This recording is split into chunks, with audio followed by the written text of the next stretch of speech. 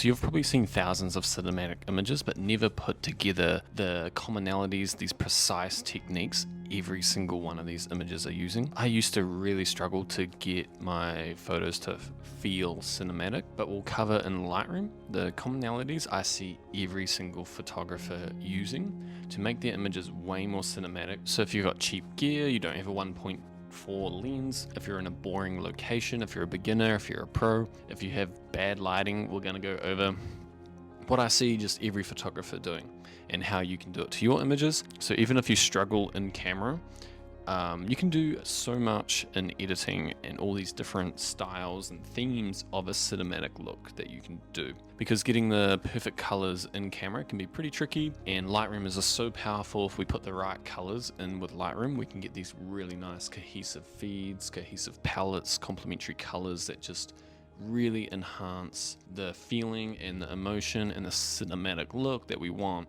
that a lot of movies use. Now I'll go over all the different techniques for a cinematic edit. You'll probably be really surprised how many different techniques there are. Movies are very often shot in two colors, for example. Now, just like a black and white photo, two colors will really simplify your image, removing distractions. A lot of colors are distractions, so we get two colors. These two colors are complementary to each other or in harmony of each other. One color is really to set the mood and what mood you want for the film. The other color in the image, those two, is just to complement and add contrast and balance to the other color. Sometimes there's 3, sometimes there's 4, 5. Every single shot in a movie, all the colors and outfits are planned. That's how important it is. And in a lot of shoots, for example, someone's whole job is to do the color and set direction for the colors. So there's lots of options to use more than 2 colors, but they've got to be in harmony with each other. Now, my point is we can do this in editing and not in camera, which is a lot easier. So there's a lot of different color palettes out there, and we'll go over how we can just put these color palettes into the images. So anyone with a color theme will be using a harmony of color. So I've been studying photographer styles for a long time now. Here's a photographer I really love, so Jolanda, and she's really bringing down the whites for the underexposed look. So contrast still plays a big role. We don't want to be stretching the histogram out to all the way to 100 on the whites and all the way to 0 on the blacks. We want a flatter and often darker looking image than you'd see on broadcast television, for example. We want a more smooth, flatter looking contrast. There's different ways we can do this in Lightroom, but I like Jolanda.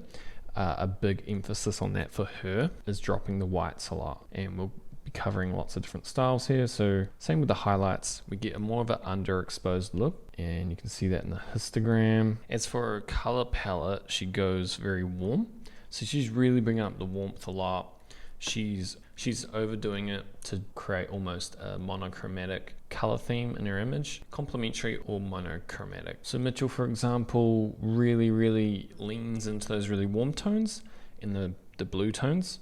So he does that a lot with playing with split toning, adding in lots of blue there, and then really bringing out the oranges and HSL. Working the curves, but also plays with temperature. So I really like his color palette. So he's doing the complementary, very strong compared to Jolanda, who we just went over, who's very monochromatic. Not completely monochromatic. Another image from Mitchell here, so you can see the play with the warm tones and the cool tones, getting this perfect bluish, warm, kind of blue shadows. The greens go this little blue, but then there's so much warmth in the image at the same time. So he sort of pulls that off with some HSL, really bringing out those oranges to make them stand out above those cool tones that he puts in the shadows. Kelly Taylor's a good example of complementary colors she uses as well. Okay, I personally really like Marcella's work. I think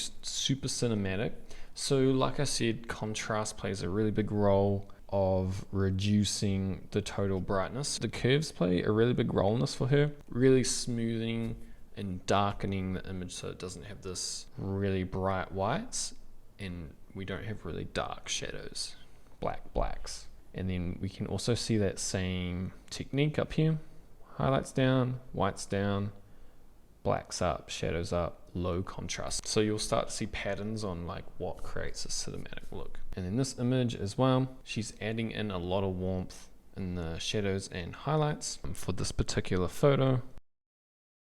So I really like this image and its color palette. So sometimes you capture the color palette in camera and then you just enhance it in Lightroom as well. So that's what we've got here. We've got an orange and blue color split because of her hair, the sand and the water. They're definitely the strongest colors going on.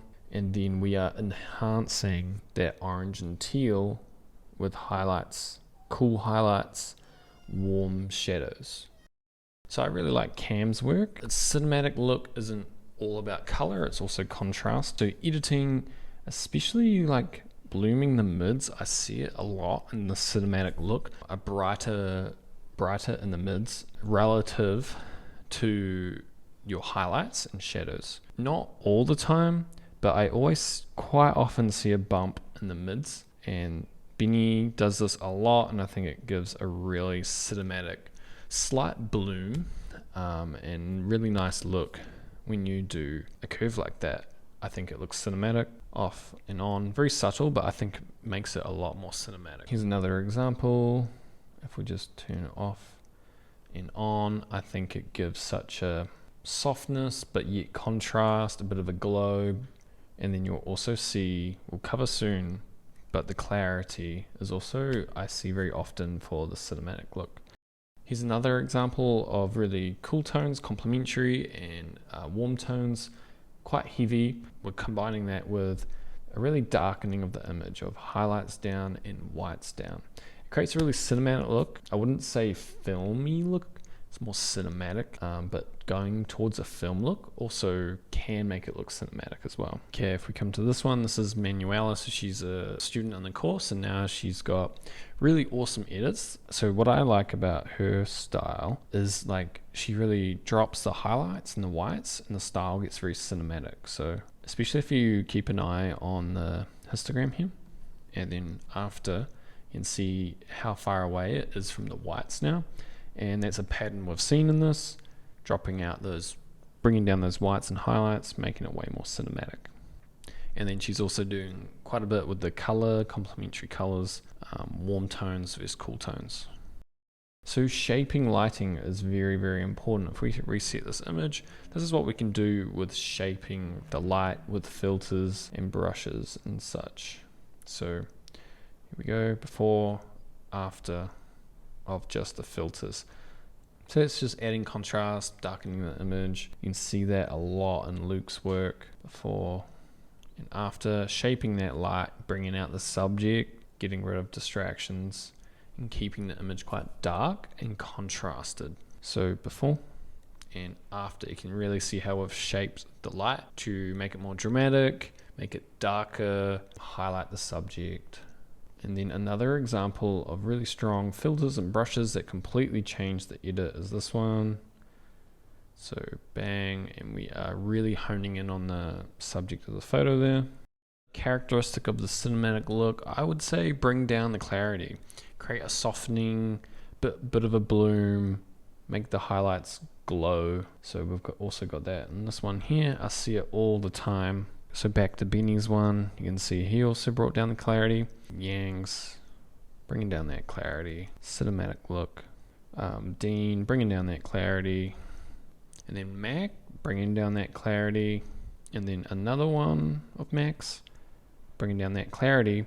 But if we come to this one's plus 35. So the edit for this image has completely changed because this image has a lot of texture. So that's the other component of the cinematic look, is getting lots of texture to your image. So you'll see that come and play like this. So if we take away the clarity, it's just so much smoother. And I don't know if that's good because we've obviously got a lot of dust and grit going on and we want to give that feeling, bring that out in this particular photo.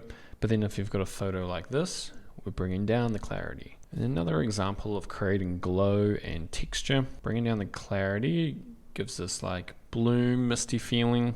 -30 there, Gabriel, negative clarity.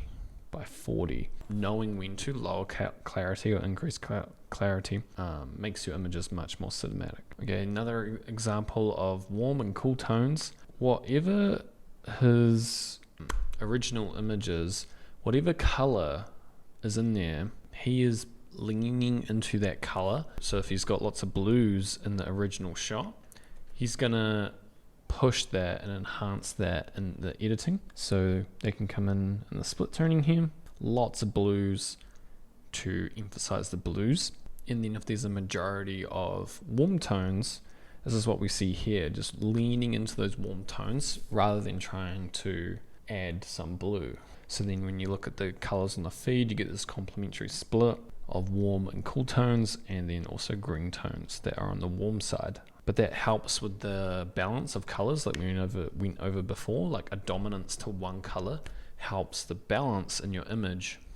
I really love Emma's work. So she goes for a blue look to her elegant weddings, making the weddings look like they're out of a movie. Nice color palette going on. Yeah, really great editing. Yeah, so you can do any color. Any color can be put into a color palette.